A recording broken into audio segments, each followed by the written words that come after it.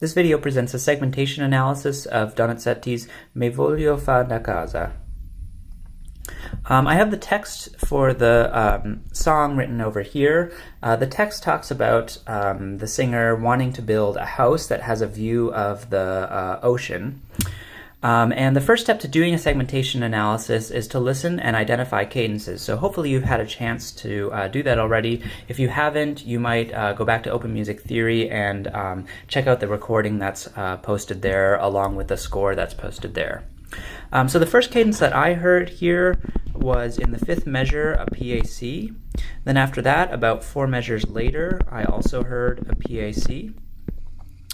After that, 4 measures later, I heard a potential cadence here, and another 4 measures later, a potential cadence here, and I'm going to come back to both of those in just a second. Then after that, I heard a PAC, followed by another PAC, and this last one is in F minor. The second stanza of the text is set in F minor by Donizetti.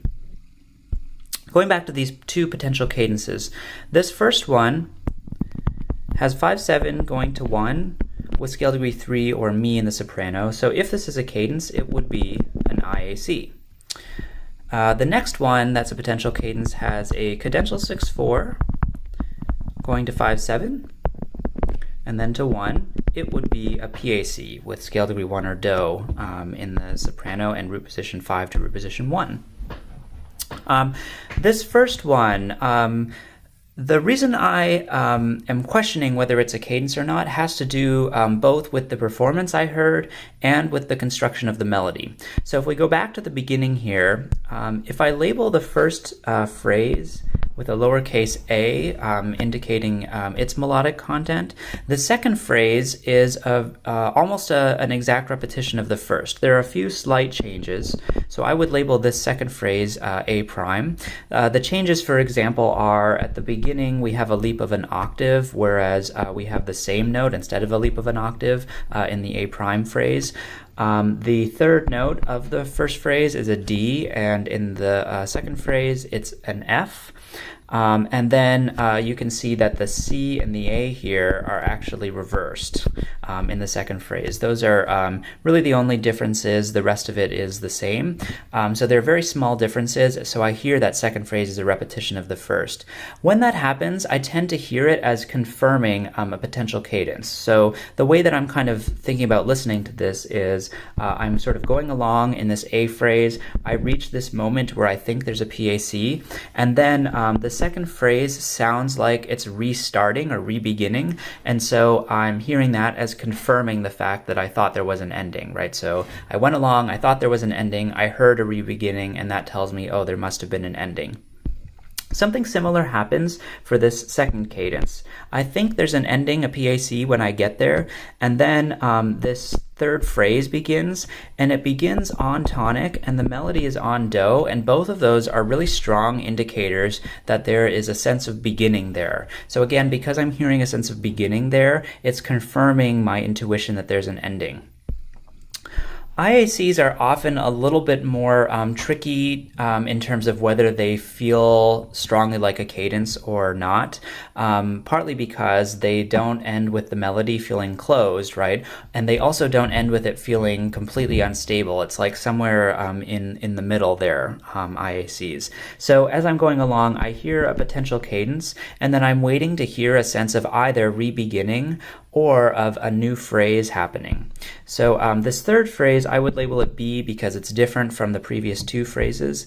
This fourth potential phrase, it's not the same as the B phrase. It's different. So I don't hear a sense of re-beginning.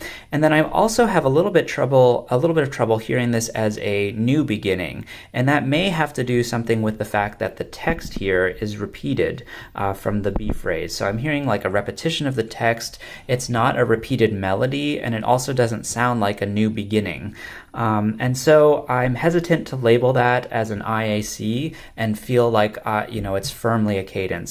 Instead, what I might do is cross it out to say when I get there, I hear it as an IAC, and then after that, what happens next sort of destabilizes that cadential moment in my hearing.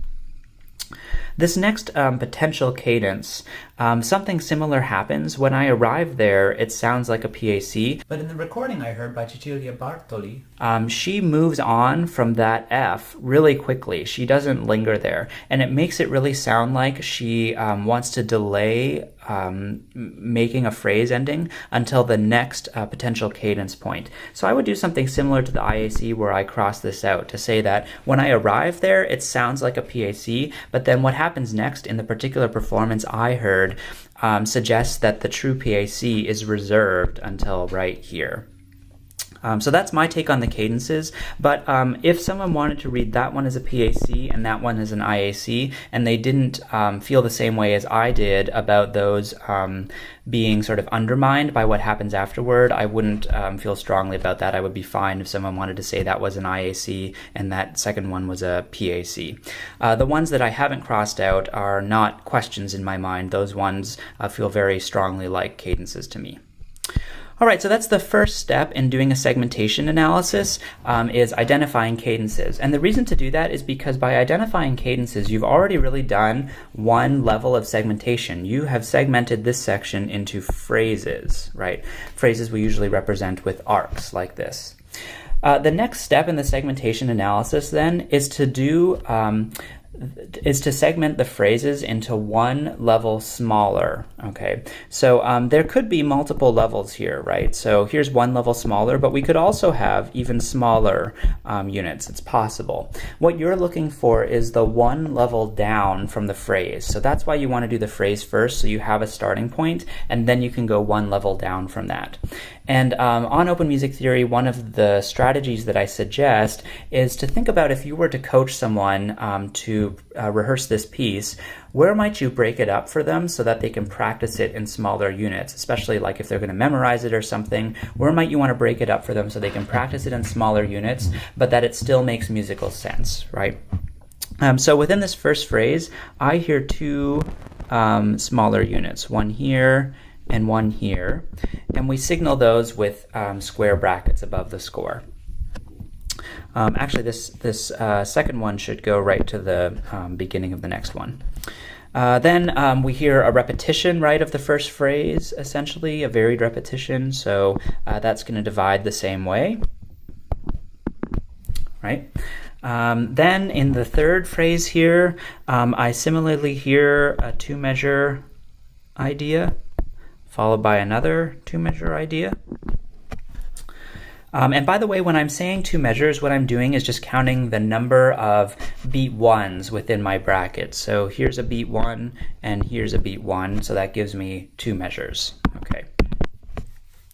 Then after that, it's slightly different. I hear a one-measure idea, followed by a three-measure idea.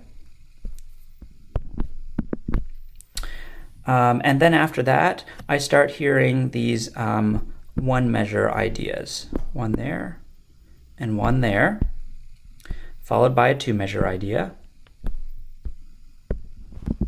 And then this last phrase is a repetition of the previous one, so I again hear a one-measure idea, a one-measure idea, followed by a two-measure idea.